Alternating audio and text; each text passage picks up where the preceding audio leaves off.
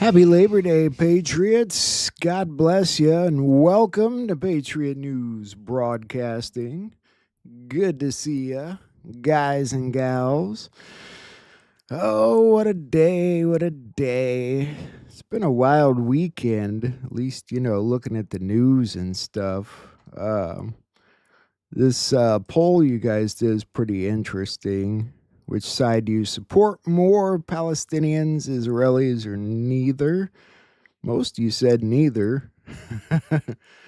Palestinians was second, Israelis third. We're going to talk about this a bit today after the news. Well, it's part of the news somewhat. There's a lot of wild news coming out of there, kind of double-sided news, and it's turned into a media war.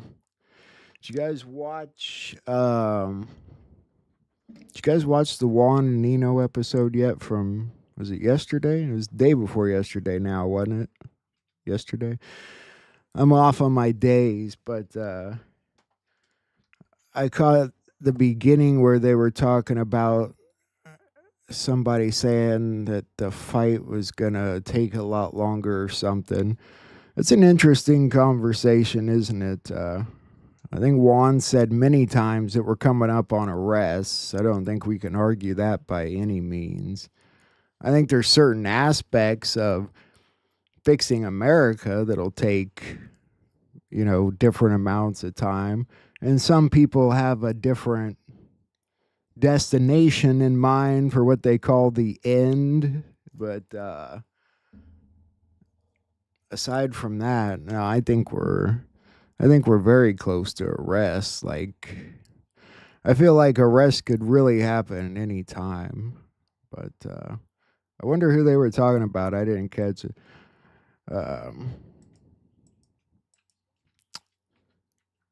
Anyway, that being said, yeah, I did know that, Posty, actually. The White House highlighted their Pell Grants for trade schools for this Labor Day, which is really an amazing thing. It's something I'm really excited about for people in my area in the Midwest and the kind of stuff that gets done here. This is amazing for people because that stuff, the certificates and things, you never could get grants for that before. And this is going to really, really, really change that altogether. So plus it's a good sign that there's going to be a lot more trade schools being built, and there are trade schools being built right now. They just built one here in my town. It's got about a dozen different programs they're teaching people, so really awesome. Where are we on? Trump had to come out and say that he, is feeling great again because there's rumors. These rumors are getting pushed deeper, and it's distraction. I'm telling you.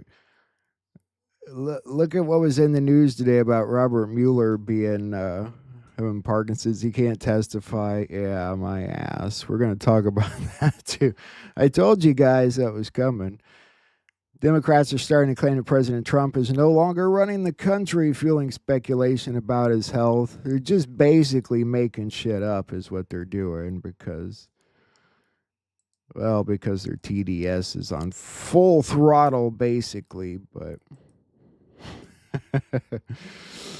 and the situation down in Venezuela, in Guyana, they said shots were fired from Venezuela at a boat carrying election materials. Venezuela's turning around saying, no, that didn't happen. You're just seeking a war footing for Trump to invade. It's total lies. He also said that 8 U.S. military vessels with 1,200 missiles were targeting Venezuela. I don't know. Let's look at the first one here. And just hours before the elections, Guyanese police and soldiers, they were shot at by unidentified persons in Venezuela when they were escorting ballot boxes. The incident occurred around 2:30 p.m. local time on Sunday. A territory that remains at the heart of a long-standing dispute between Guyana and neighboring Venezuela. Rich in gold, diamonds, forests, and oil resources, this area makes up nearly 2/3 of Guyana's. The only weird thing is, this is like the only guy that's made a video about it, so that probably tells you something about the claim. But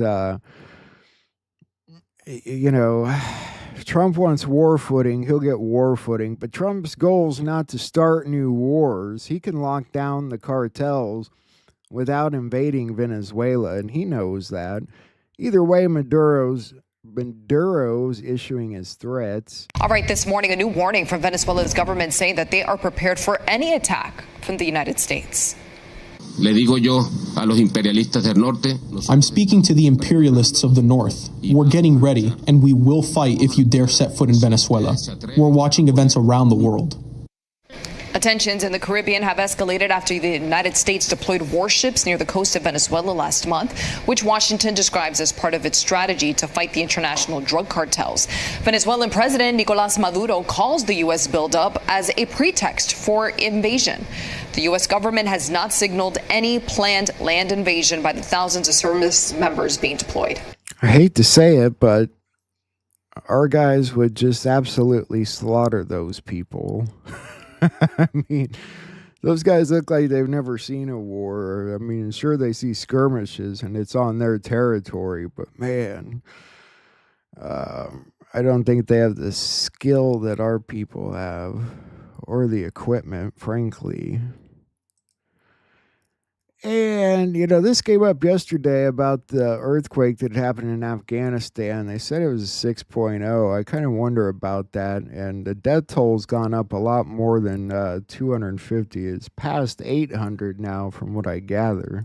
I want to pivot now, though, and get to some breaking news at this time on this morning. Sticking with more of these international headlines, breaking here a post from the Associated Press on X in which they say this: an earthquake destroyed numerous villages in eastern Afghanistan, killed hundreds of people and injured thousands, a spokesman for the Taliban government said on Monday. The quake late Sunday hit a series of towns in the province of Kunar near the city of Jalalabad. I do have some video also coming out from that area. Take a look at this, just massive devastation that we are continuing to follow over in Afghanistan. As you can see, several people that live in these villages trying to evacuate there by helicopter. Several have been injured, while hundreds have been killed. Going back to more of this reporting from the Associated Press, as they say that a 6.0 magnitude quake late Sunday hit some of these towns, causing extensive damage. That quake happening at 11:47 p.m. and was centered 27 kilometers northeast there in some of those villages and those towns. It was. They don't look like those houses are built for earthquakes, you know. That death toll will probably go up, and it'll take time to tell, but a bad situation there. Jalalabad. That's a mouthful right there, guys. Jalalabad. This Israeli-Palestinian thing's really frustrating. We'll get to that at some point, but this is what I was talking about the other day. You're going to see this stuff coming up. You really think this is a real diagnosis, or that he's just getting out of testifying? I think it's crap. At the same time, the same week that Bill Clinton seen carrying around the defibrillator. I can't say that word. Former special counsel Robert Mueller will not testify at tomorrow's committee meeting. He was subpoenaed because he served as director of the FBI when Jeffrey Epstein was under investigation. A House Oversight Committee spokesperson says Mueller has health issues that will prevent him from testifying. His family says the 81-year-old is battling Parkinson's disease. $20 says Bill Clinton does the same thing, and he'll say, I can't testify either. I'm too old. I started too much cocaine.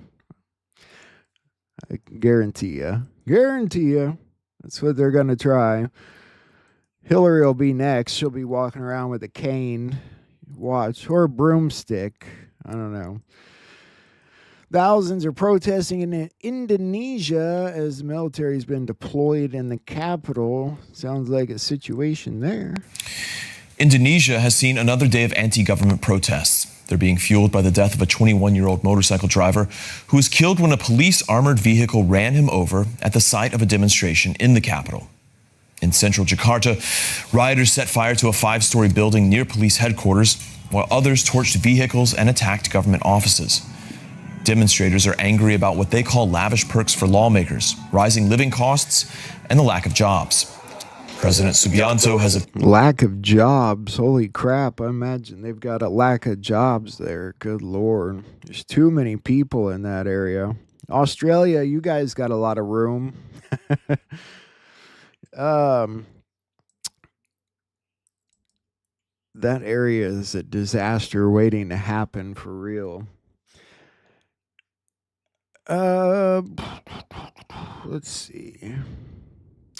Trump, where are we at?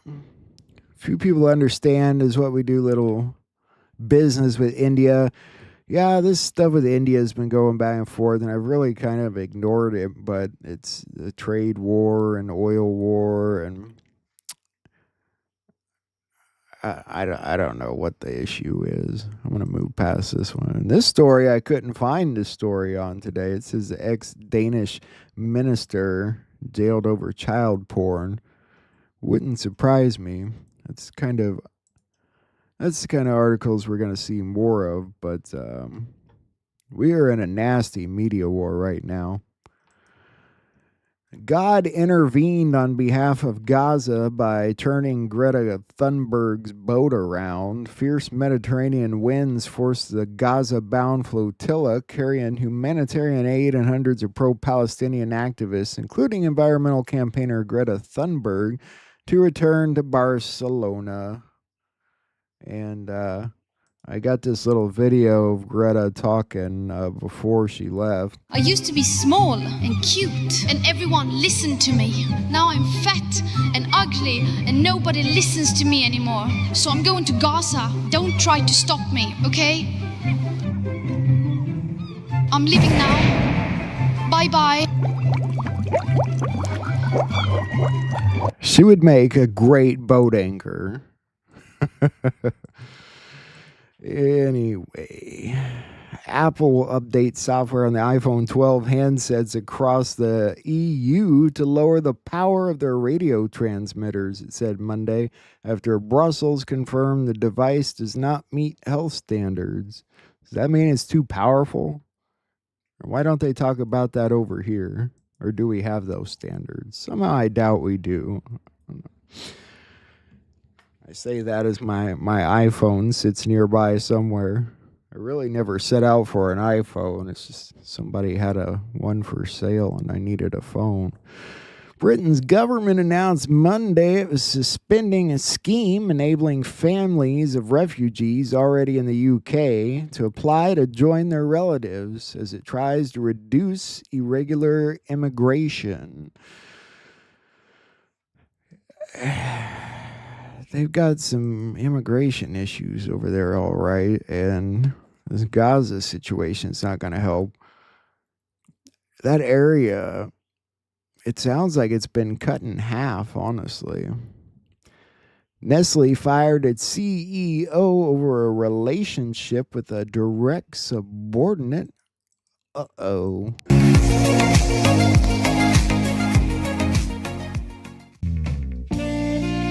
In a surprising turn of events, Nestlé, the global food and beverage giant, has parted ways with its chief executive officer, Laurent Freeks, following a breach of the company's code of conduct. The decision, announced on August 31, 2025, stems from Freeks's undisclosed romantic relationship with a direct subordinate, which violated Nestlé's strict policies on workplace conduct and transparency. Freeks, who assumed the CEO role in 2024. Is that really a rule? Don't date the help. Would you guys believe me if I told you that Google was in the hands of the white hats? Might be. We're going to look at it in a minute. Puerto Ricans are rising up with demands for full separation from the United States, saying they've had enough of colonialism. Should we let them float away?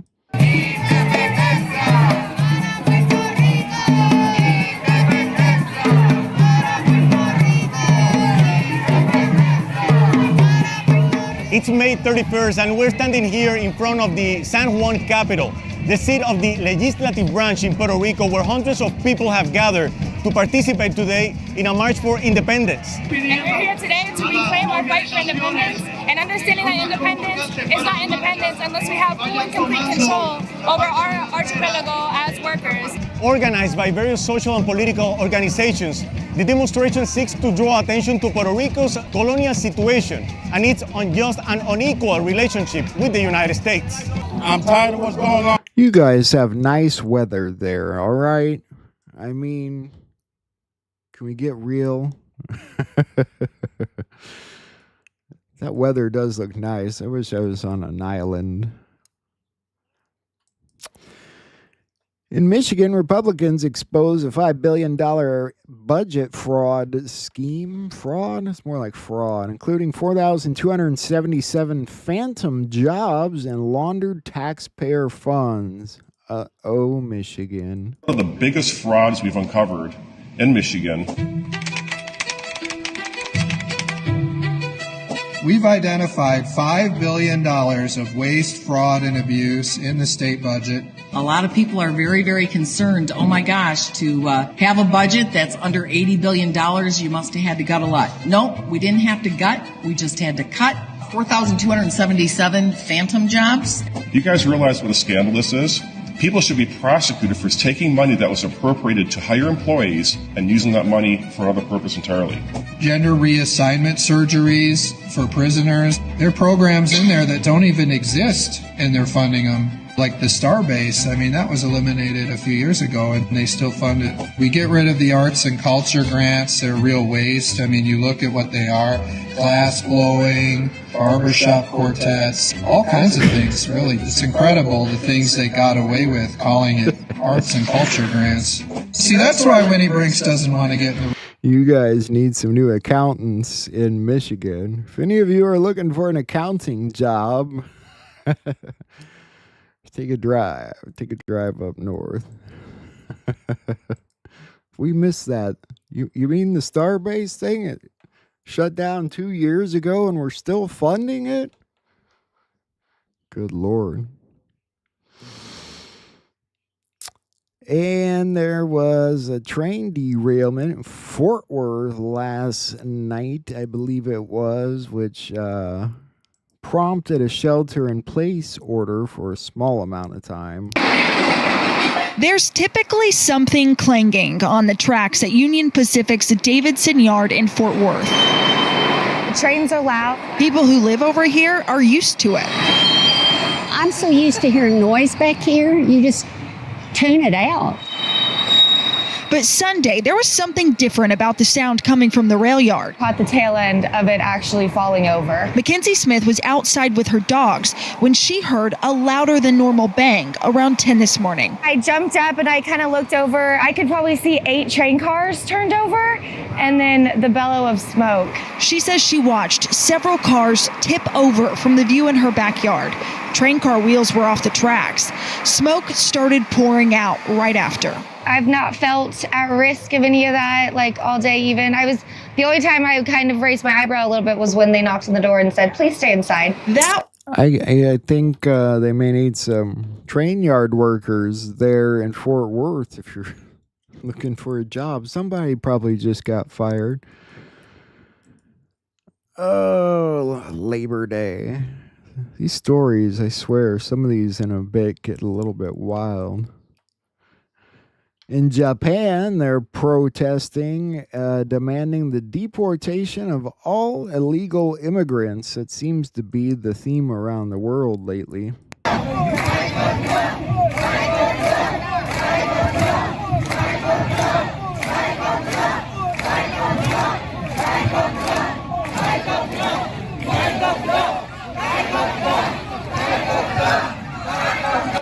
I don't speak Japanese. I almost thought I heard the word Trump in there, but you know. Oh, go out and look for the auroras tonight, everybody. Story on the left, I don't know what this is. We're going to look at that, but the Cannibal solar storm could paint auroras above 18 U.S. states this Labor Day. Based on NOAA's prediction map, the northern lights could be visible in Alaska, Montana, North Dakota, Minnesota, Wisconsin, Michigan, Maine, South Dakota, Vermont, New Hampshire, Idaho, Washington, Oregon, New York, Wyoming, Iowa, Nebraska, and the great shitty state of Illinois, where I live. This story popped up. Interplanetary shock detected. I don't know what that means. I gotta admit, these shocks can cause sudden changes in Earth's magnetic field. If they hit our planet, they may trigger geomagnetic storms. I wonder if that's from the sun or part of the same storm. I don't know, but Solar storm alert. Look up this Labor Day weekend. The sky could explode with color. Powerful solar storm is racing toward Earth. And according to NOAA, we're going to see G2 to G3 level geomagnetic storms September 1st into the 2nd. That means auroras could be visible much farther south than normal. So even if you don't live near the Arctic, you might catch the northern lights. Here in the US, we're looking at a full night of auroras dancing over our landmarks. So grab your camera, find dark skies, and don't miss this rare cosmic show. that would be cool. Well, I don't know, but I'm going to watch for it. And I wanted to give you this little update. There's still a situation going on with the Guatemalan children that were supposed to be deported, and the judge stopped them from getting on the plane. A federal judge temporarily blocking the Trump administration from deporting potentially hundreds of Guatemalan children, some just moments away from departure, already boarding on planes until a judge stepped in. Here's ABC's Selena Wang. Tonight, a group of Guatemalan children trapped in legal limbo as their legal advocates race to stop their deportation. They argue the Trump administration violated their rights to due process and ignored protections for children who cross the border alone. A federal judge stepping in, grounding those flights with children already boarded, ordering the government to stop any effort to transfer, repatriate, remove, or otherwise facilitate the transport of those children. During an emergency hearing, the Trump administration insisting it was acting at Guatemala's request to remove the more than 600 children to reunify with their parents. But the judge skeptical, saying conflicting narratives from both sides leave it unclear if those children could face harm upon their return. It's just the latest controversy in President Trump's sweeping immigration crackdown. Officials telling ABC News the administration plans to surge immigration enforcement operations in Chicago as early as this week. So what do you guys think? Should they return the kids that came here without their parents back to their parents? Tough question, I guess. Or is it? Maybe it's not. This is a story right here. On the left, you've got an illegal African migrant. He got 14 months in prison for assaulting a teenage girl in a park in broad daylight. This guy on the right, he just got 7.5 years for a social media post in the UK. Talk about a miscarriage of justice. The one on the left assaulted a little girl in broad daylight in the UK. It's also the UK. Got 14 months. The guy on the right's getting 7.5 years for a social media post. You should be freaking out, pissed off, United Kingdom. I'd be flipping my whatever. I'd be flipping.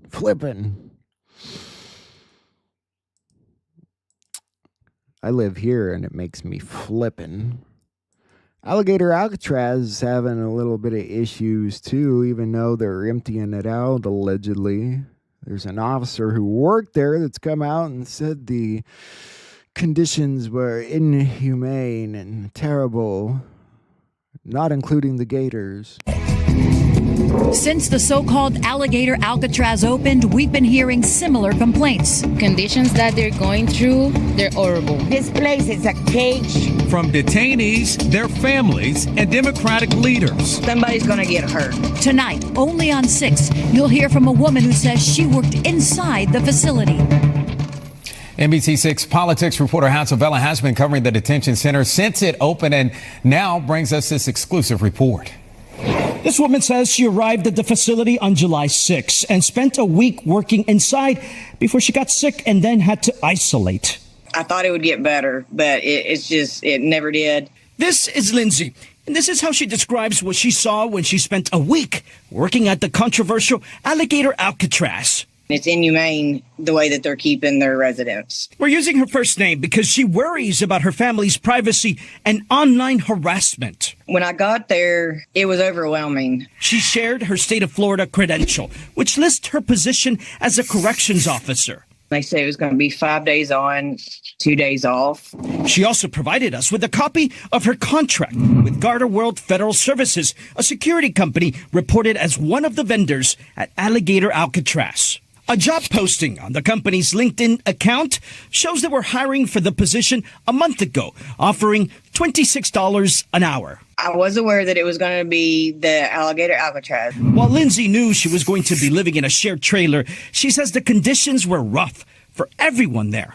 We had to use the porta-johns. We didn't have hot water half the time. Our bathrooms were backed up. Shut it down! Shut it down! NBC6 has reported similar accounts from For crying out loud, the place was only open like, what, a week or two? I mean, for God's sakes, talk about complaining. I bet she was paid to complain, to be honest with you. God, I'd love to work in a place like that. I'll take the $26 an hour.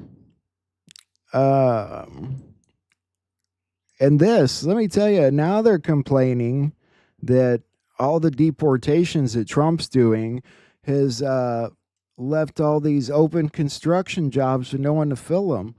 How about Americans, for crying out loud? A survey from the construction industry shows increased immigration enforcement is leading to additional workforce shortages. The survey shows nearly 1/3 of construction firms have been affected by the recent Trump administration crackdown on illegal immigrants. 4% of the firms polled said ICE arrests or rumored immigration raids in Oregon led workers to either walk off the job or not show up at all. In Washington, 25% of construction... I guess you're just going to have to do some fucking hiring then, aren't you? Maybe hire some people that have a social security number. That'd be a good place to start. This is what I was talking about Google earlier. This was interesting. Google's front page design right now, a white hat and a Q. And then it connects to this Q post. Google kill, YouTube kill, Facebook kill, Twitter kill, Yahoo kill. Kill, kill, kill. I think the white hats have a lot of control. I think they've taken BlackRock, Google, YouTube, OpenAI, you name it. I don't expect people to believe me, but it's true either way. As President of the United States, I'm pleased to announce that Rudy Giuliani, the greatest mayor in the history of New York City and an equally great American patriot, will receive the Presidential Medal of Freedom, our country's highest civilian honor. This for his actions the other day. All right, welcome back in here to Alive and Now from Fox. I am Andy Mack. We're learning more information right now about Rudy Giuliani, as on Monday, President Trump said he's awarding the former New York City mayor, Rudy Giuliani, in the Presidential Medal of Freedom. And you can see this post here on Live Now from Fox from the White House on this Monday, saying, as President of the United States of America, I am pleased to announce that Rudy Giuliani, the greatest mayor in the history of New York City and an equally great American American patriot will receive the Presidential Medal of Freedom, our country's highest civilian honor. So obviously he's saying this as details to come, the place to follow. Thank you for your attention to this matter. And we sometimes see it kind of in the East Room, some of these proceedings unfold. And obviously Rudy Giuliani, renowned for his handling after the tragedy that unfolded in New York City during the 9/11 terrorist attack. You're looking at this earth cam shot of some of those museums and the memorials. Certainly a very somber place. Was that what he's receiving the medal for? His actions after 9/11? Maybe that's it. I thought it had something to do with yesterday. I'm sure the timings, but whatever. So this, I was telling you, Tina Peters' birthday is on 9/11. She'll be 70 this year, so let's send her 70 cards. Let's send her more than 70 cards, shall we? If you want to send a birthday card to Tina Peters this year, by all means, please do. The address is up on the screen. I will leave it up for a second if you want to write it down. I think this is a pretty nice thing to do, considering the fact and considering, what she's in there for.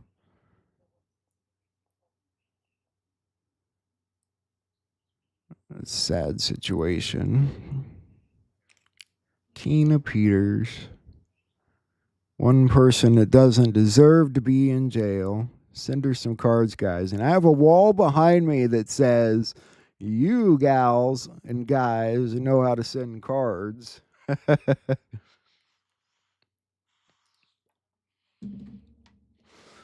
I love you guys.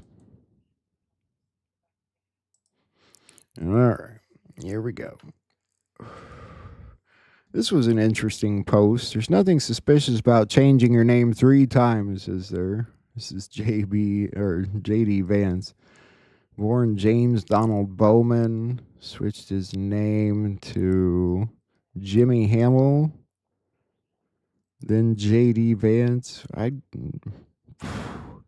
You got me on that one. I'm not going to pretend to know anything about JD Vance. I didn't know who he was until, honestly.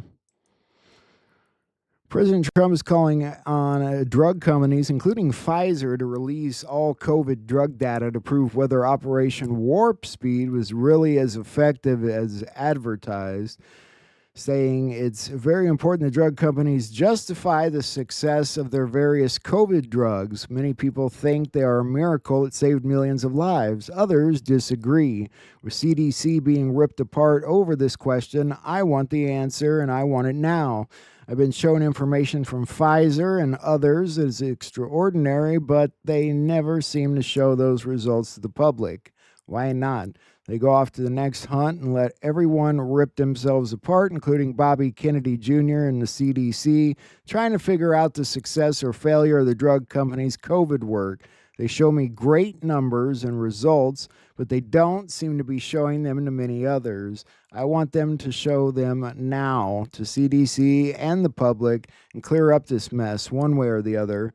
I hope Operation Warp Speed was as brilliant as many say it was.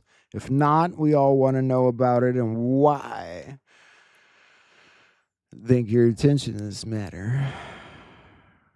There's a lot more to this than people realize. So President Trump appears to be questioning his own accomplishment. He's calling for a review into Operation Warp Speed. Do you remember that? It was the initiative his first administration actually launched to distribute vaccines at the start of the COVID-19 pandemic. Now, in a post on social media, Trump writes, it's very important that the drug companies justify the success of their various COVID drugs. Later adding, I hope Operation Warp Speed was as brilliant as many say it was. If not... This is time for the death knell of Big Pharma. They're advertising, all of it's got to come to an end. This is something that they can be held responsible for at the very least. So many scandals to break open, huh? Gotta love it. Jonathan Gould was sworn in as the 32nd comptroller the other day. Comptroller of the currency. Together we'll advance the president's vision of a golden age. Wanted to point that out, among other things. Many people think Palantir and big tech are taking over our government, but I think it's the other way around. Big tech, DARPA, took over decades ago. President Trump is taking over Palantir and big tech, putting them under the command and control of the military. This is kind of exactly what I was talking about earlier. I think the White Hats are in control of all this. I think you guys know that already, so I don't think that's like a big breaking thing. This is interesting. Kirill Dmitriev posts Q+, which, Trump just posted that picture the day before this. And Shadow of Ezra, Vladimir Putin's special envoy for Russia, shared an image of Trump with the Q+ symbol, pointing out President Trump reposted the Q+ post. A new alliance between the USA and Russia called Q+. I like the sound of that. Maybe that's what Q+ was from the start. All right, we're going to get into some of this Israel Gaza stuff for a minute. Trump put this message out, and it's hard to know what to make of it. You have people that deny it ever happened. They're deniers. You have people that deny the Holocaust ever happened, so they're going to have to get that war over with. But it is hurting Israel. There's no question about it. They may be winning the war, but they're not winning the world of public relations, and it's hurting them.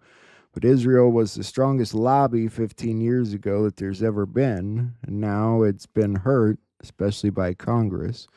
So things are changing big time. And Beverly Hills, they were going to put up the Israeli flags at schools, and now they've decided that might not be the safest thing to do, considering the shootings and things that have been happening lately. They don't want to make kids a target by trying to make a fucking statement, and so good choice. A heated debate over flags in Beverly Hills schools. Tonight, while the school board reversed a controversial decision in what one board member says about receiving hundreds of hate messages. Fox 11's Chelsea Edwards is live in Beverly Hills with that story. Chelsea. Yeah, it sounds like the school board got a lot of backlash after this controversial decision about its plans to display Israeli flags during Jewish American Heritage Month. Now it's scrapping that idea.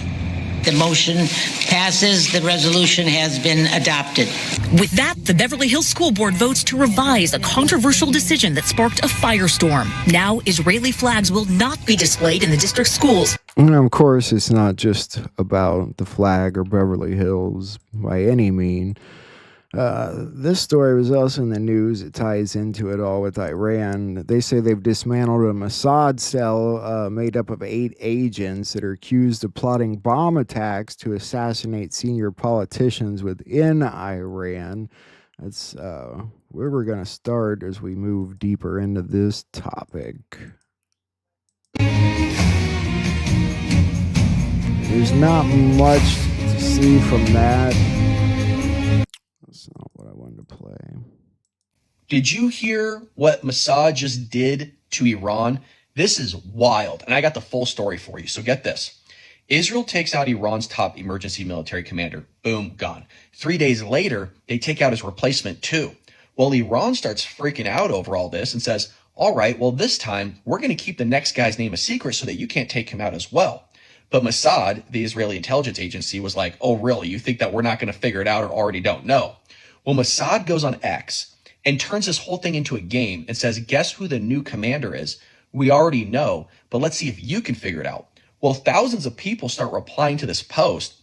Some are mad, some are joking around, but one dude actually gets it right. And Mossad responds like, congrats, Bainam.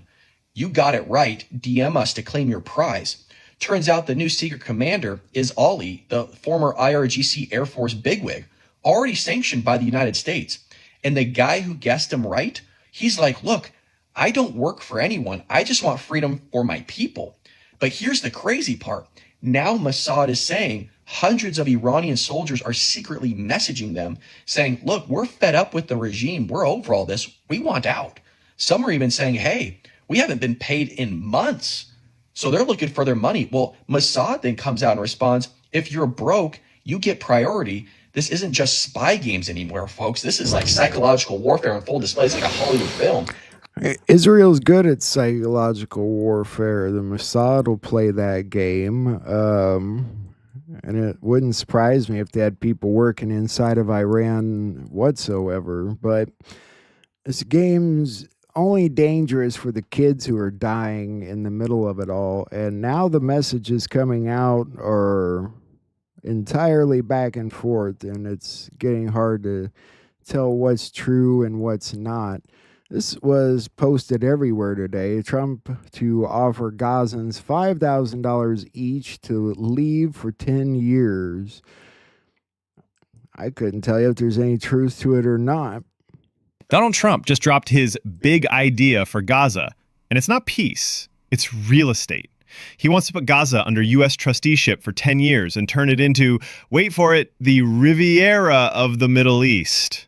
Don't scroll, because this isn't just a wacky pitch. This is a plan that could displace millions of people and put an entire region under American control. Here's what's in it. Gaza will be run by the U.S., not the UN, for at least a decade. Palestinians would be offered $5,000, a year's worth of food, and 4 years of rent to leave, voluntarily, of course, because nothing says freedom like a cash payout to get out of your own home. For the ones who stay, they get digital tokens for new apartments in AI-run smart cities, because apparently Gaza's future is part Airbnb, part Black Mirror episode. Trump's pitch even includes airports, EV factories, and luxury resorts. Like someone looked at a war zone and thought, you know what this needs? Margaritaville. Critics are calling it what it is, a plan for forced displacement dressed up as a tourist brochure. The Arab League, human rights groups, and basically anyone with a map have warned this could violate international law and destabilize the region. So yeah, Gaza doesn't need a timeshare pitch. It needs sovereignty. Could destabilize the region? That's the stupidest thing I've ever heard. It's never been stable, you idiot. Here's the issue here. You know, you can't let Israel take it. That's a problem there. So yeah, Trump said that we need to kind of intervene there. And if you look at the place, it's leveled. I mean, it's leveled, badly leveled. I don't think that's such a horrible offer. Maybe you'd call me crazy, but now changing tune here regarding Israel and Gaza. I'm just showing, I want you to look at the different things coming out from both sides, because like I said, they're playing this media war game against each other right now. Welcome to the news. I'm your host, Kellerman, and I don't want to keep talking about Israel, but somebody's got to give you the straight with no opinion, and today it's going to be me. Israel has warned 1.1 million Gaza citizens to evacuate the northern area of Gaza before it launches a ground assault, which the UN says is totally impossible. The way that Israel delivered their warning was by dropping thousands of leaflets from the sky. And let me tell you, if a bunch of leaflets rained down on me saying to evacuate, I would get the f*** out of there. It's also been reported that Israel dropped white phosphorus on Gaza and Lebanon, which, if you don't know, is incredibly deadly to humans. Not only does just a little bit burn you fatally, but it can also cause respiratory damage and organ failure. However, Israel completely denies using this at all. And finally, the UK will be sending 2 Royal Navy ships and surveillance aircraft to the Eastern Mediterranean to keep an eye on things. Follow me if you give a shit. So, you know, the question is, do you believe it? Do you not? Would they drop red phosphorus on people to get them irritated to leave the area? I don't know. Kind of sounds a bit far-fetched to me. So I'm saying this is a media game. Now, on the opposite side of things, people are saying that actually what's happening right now is Hamas is attacking back, and in the past few days, hundreds and hundreds of IDF soldiers have been killed.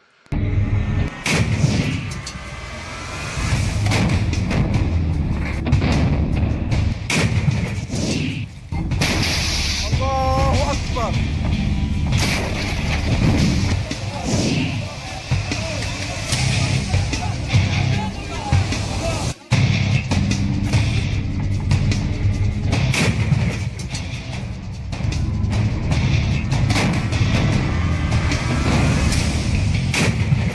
Now this comes from a secret memo, allegedly from Israel, that they're losing.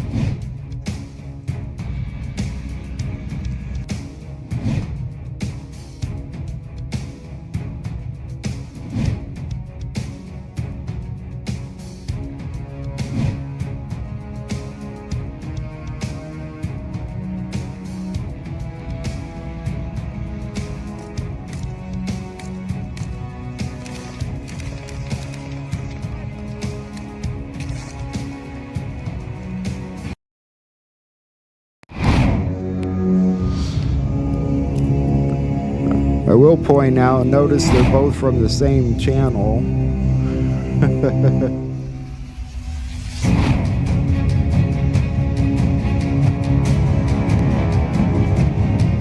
Yes.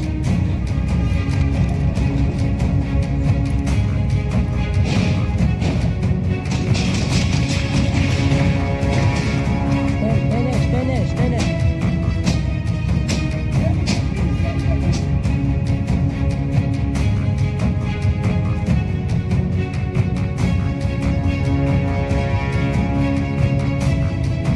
That's a little different. See, that said 900 since the start of it. That'd be a little more like it. What I want to look at here, though, is what's caught in the middle of this in reality is Christianity and Islam, and they've both been set to the side in this social media war that's happening, that between people that no clue what they're talking about, people have never been there. But I want to look at a couple things on the other side of the aisle here. And force the Muslims to take up their British values. Now, we don't like your culture. We don't like your gambling and your homosexuality and your promiscuity and your man-made laws. We don't like that. I think what we've got is better. We'll keep to that. No thanks. So we believe that Islam is the best way of life, and the Islamic way of life is the best. The Sharia is the best law. And we believe sovereignty is only for Allah. And this is why we stick firm to it. You know, we don't like your white people that are gay and promiscuous, but we just want to marry tiny little children. The point of the video is they continuously say over and over and over again in numerous examples, and we're going to look, that no matter where they go, they're not going to accept white man's laws. They're not going to live by our laws. They want Sharia law. And if they can have Sharia law, they will either kill us or they will populate until they are a majority over us, and then they'll declare Sharia law. I mean, this could be problematic. Die sagen, ich will hier keine Scharia in Deutschland, das ist Schwachsinn. Jeder, der sich den Islam verändern. Du bist für authentischen Islam, so wie er ist. Jeder, der sich als Muslim bezeichnet, muss die Scharia wollen auf der ganzen Welt. Ich will die Scharia in Deutschland auf jeden Fall. Würdest du die deutsche Verfassung aushebeln, wenn du die Gelegenheit hättest? Auf jeden Fall. Okay, danke. Wie zum Beispiel? Wie könnte man jetzt aus Deutschland... Doesn't matter, Germany, the United States, the United Kingdom, they want Sharia law. They don't want our laws. This was something put out that makes Trump's post look a little more interesting about the drug companies. Somebody did some math there and connected his post with the capitalized nows, and on the same day Elon Musk posts with the capitalized now, saying they need to go home, not in the future now, talking about these pedophiles basically. And I'm not saying they're talking about Islam necessarily, but this is something to do with England and labor chiefs and the creepy aristocrats there that also think it's okay to have sex with children. It makes me wonder how connected they are with the Muslim Brotherhood and Obama's ideas and anything to destroy Christianity. They've used the people of the Middle East forever. They sent us to war with them and called them terrorists, had us blowing up things. And now everything's done this double take, and everyone's like, poor Palestinian people. I don't know what to think. I don't know You know, the 2 million people that were in Gaza, the population seems to be cut in half. How many are Islam? How many are Hamas? So they're all good questions. But you know what? They're never happy wherever they are. This is a Muslim woman living in free housing in the UK that they gave her. It's not good enough for her. Coming here is just a mental torture. There is a prison.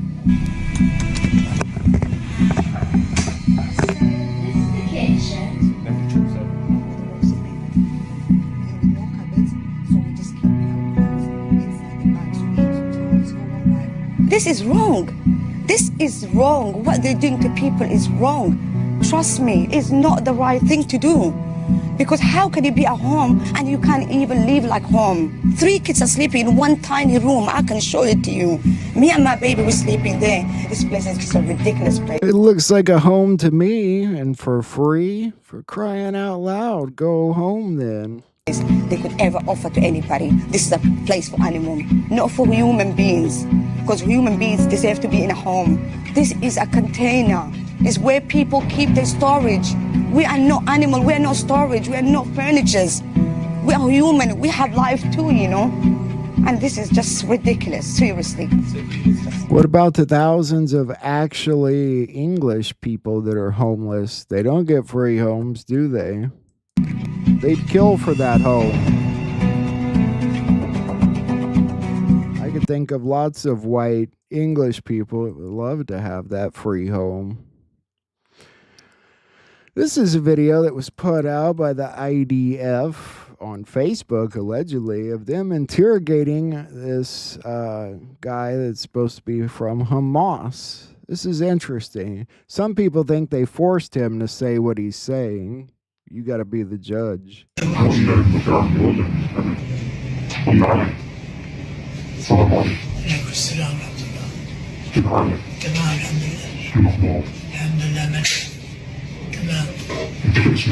محمد ناهض احمد العرشه 21/20 مواليد 2002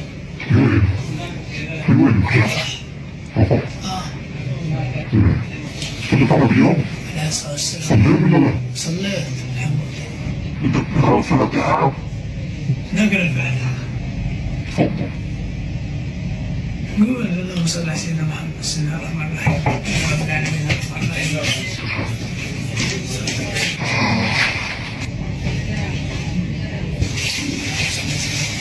وشيوخ وإسلام ورجال وأطفال وصغير وكبير ومرض وصبي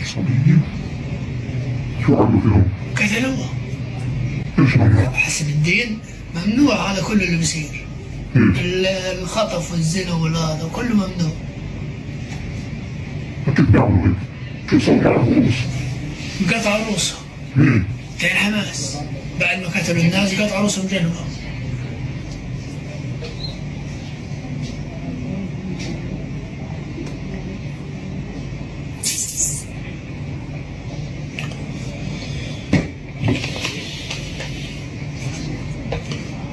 ايش كانوا بدهم يعملوا مع النسوان اللي خطفوهم؟ بقول لك يمكن دي زنا اغتصاب اعتداء تحقيق كل واحد له فكره زنوا اعتدوا عليهم مين الاطفال؟ الاطفال يمكن زنوا فيهم خطفوهم اعتدوا عليهم قتلوهم.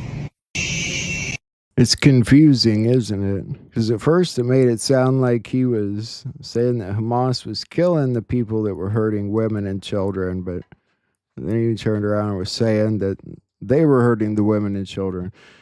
So I don't know what to make of that video. Is it even real? You know, I mean, it's a real video. You could tell the conversation was real, but, you know, did they make him say it? I don't know. It's pretty limited for all the things that could have been said and put out there that weren't. So I don't know. I wanted to show you this video. It's really cool. It's my WTF video, but it's a cool one today. This is our future in the theater.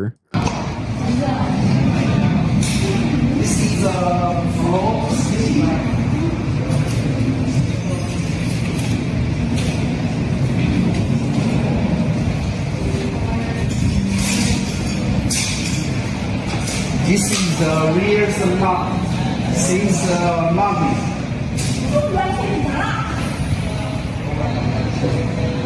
It's Hawaii.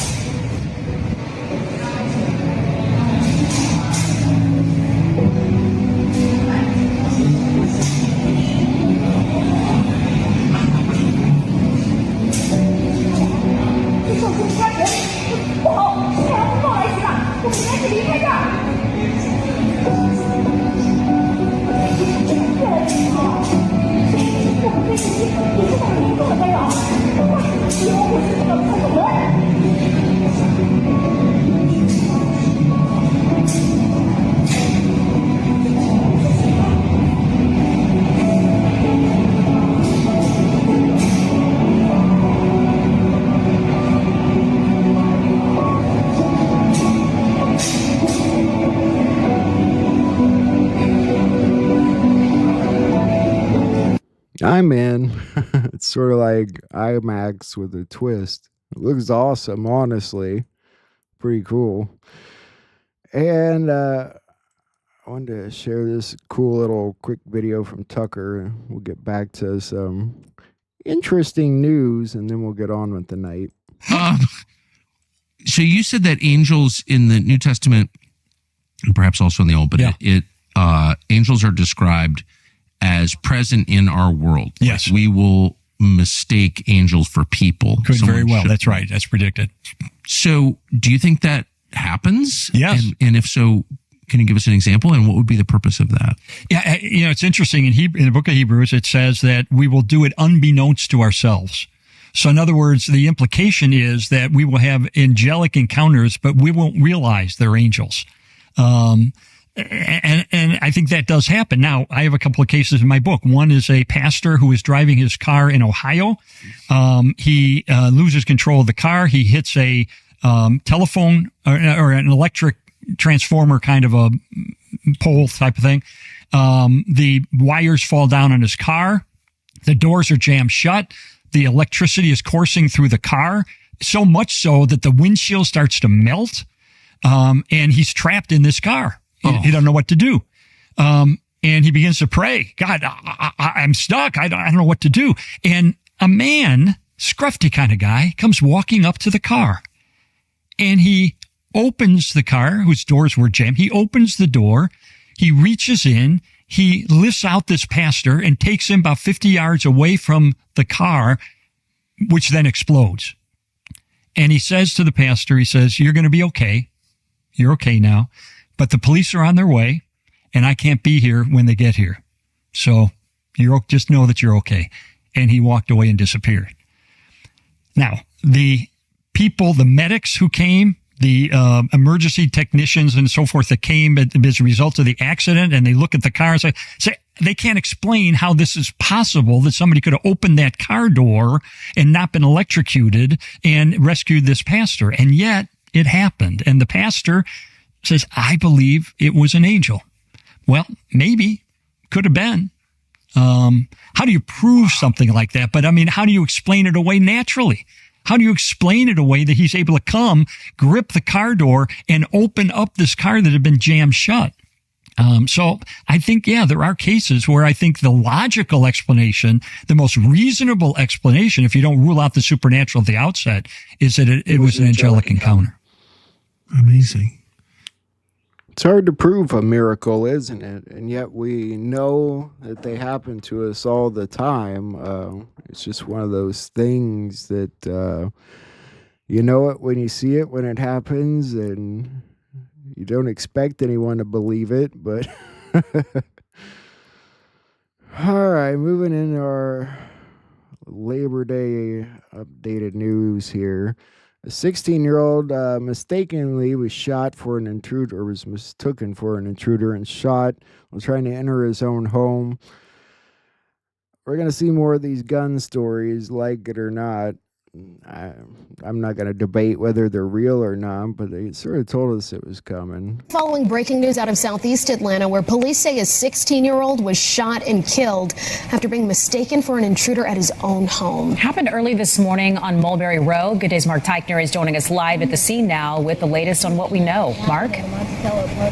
Yeah, police describing this as a real tragedy. That's using their words. It all played out in that home that you were looking at, townhouse here on Mulberry Row in southeast Atlanta early this morning. What we were told by the homicide commander is that the 16-year-old was coming home sometime after 3, before 3:30, and a man who lives in the house with that boy thought he was an intruder, thought he was breaking into the home, and so he opened fire, shooting and killing the child. At this point, they haven't told us if the gunman was the stepfather of the victim. They say he was in some kind of personal relationship with the mother. They're trying to determine the exact nature of that. They're also trying to find the gunman because they say he actually took off and fled the scene after the shooting took place. They would like to be able to track him down so they could talk to him to determine what, if any, charges could be filed. They say it's possible there won't be any, but they won't know that until they can actually find him and interview him.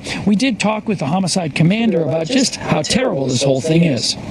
It appears a true tragedy. The 16-year-old lived here, an occupant of the home, we believe, thought that he was breaking in. It was an intruder and opened fire. So again, a real tragedy. What you can tell they're not saying is whether he was shot through the door or shot once he was already in the house. And probably because they want the father to come back, but he's going to probably face charges either way. You can't do that. You just can't do that. Even if it was a burglar, there's certain things you can do and can't do, and there's a fine line there. But that probably makes a big difference in that case, whether he had come through the door yet or not. It's not the only shooting this Labor Day weekend. 2 men agreed to shoot each other in the head while wearing Kevlar helmets, and one's now being charged with murder. I should tell you how that worked out. So-called friends took turns shooting at each other while wearing helmet until things got deadly. No one saw that coming. Hard to believe. A man is in custody tonight, accused of shooting and killing his friend, as both men took turns shooting at each other while wearing a Kevlar helmet. Sean O'Donnell was arrested today and charged with murder in the death of Aaron Prout, the shooting happening at O'Donnell's home in Spring on August 17th. The sheriff says the incident initially came in as a suicide call, but investigators say that story did not add up, which led to the murder charge. 2 simpletons for the price of one if you're 30 plus. Talk about wild, huh? I think they were both veterans. It's regular, everyday guys. It did something pretty damn stupid, I have to point out. How they didn't realize that, I don't know. A mom of 2 died slipping off a 300-foot tower while posing for a selfie with her son. She had just completed a successful bungee jump and then wanted to take a picture afterwards when she fell.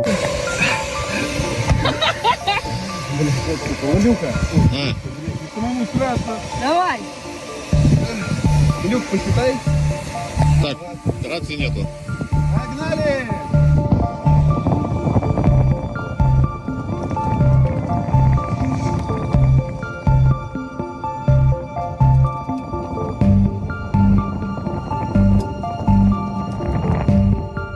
A mum has tragically plunged to her death in front of her son while taking a selfie to celebrate a successful bungee jump.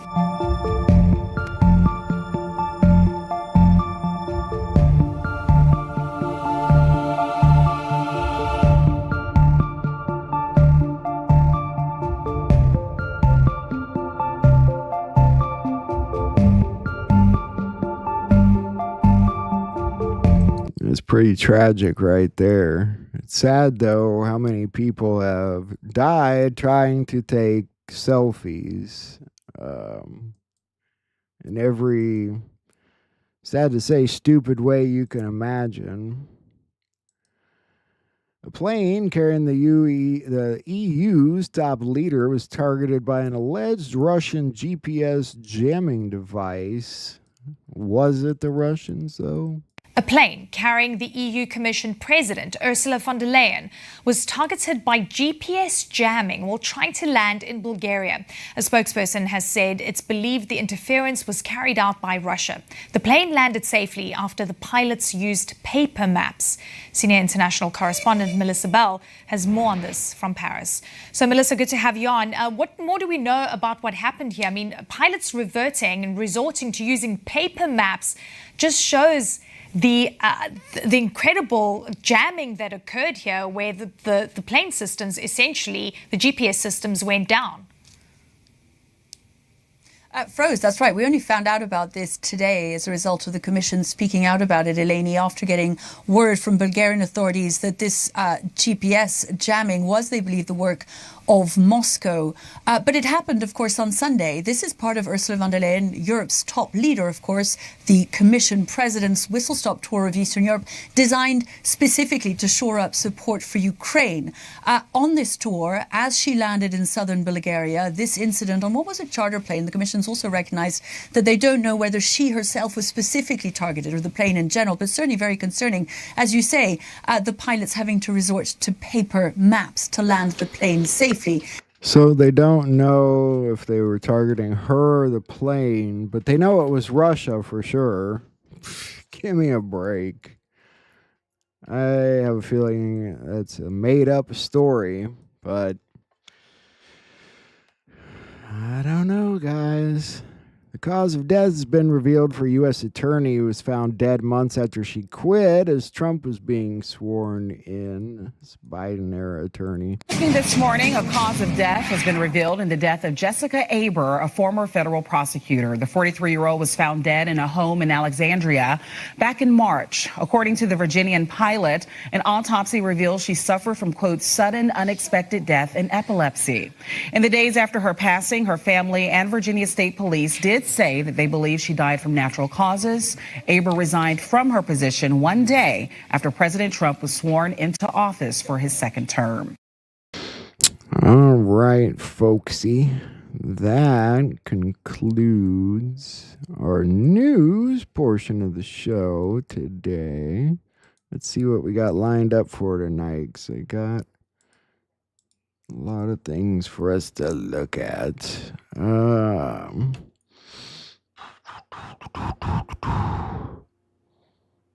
Let's see what order we're gonna do this in.